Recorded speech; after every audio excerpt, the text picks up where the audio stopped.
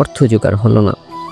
শেষে তিনি কাশীর শ্মশানঘাটে এক দাহরক্ষকে চাকরি নিলেন, যেখানে মৃতদেহ দাহ করার জন্য পারিশ্রমিক নিতে হয়। একদিন ভয়ঙ্কর ঘটনা ঘটল। তার নিজের ছেলে সাপের কামড়ে মারা গেল। শৈবাল ছেলেকে নিয়ে শ্মশানে এলেন, কিন্তু হরিশ্চন্দ্র বললেন, তুমি আমার স্ত্রী, তা সত্য, কিন্তু শ্মশান রক্ষক হিসেবে আমার কর্তব্য পারিশ্রমিক নেওয়া, তা না হলে আমার কাজের প্রতি অন্যায় হবে। শোকে কাতর শৈবা কাঁদতে লাগলেন। তখন দেবতারা ও বিশ্বামিত্র উপস্থিত হলেন। তারা বললেন, রাজা হরিশ্চন্দ্র, তুমি সত্ত্বেও ন্যায়ের পরীক্ষায় উত্তীর্ণ হয়েছ। এমন অটল সততার উদাহরণ বিরল। দেবতারা তার মৃত ছেলেকে জীবিত করলেন, রাজ্য ফিরিয়ে দিলেন, আর হরিশ্চন্দ্রের নাম চিরকাল ইতিহাসে অমর হয়ে রইল।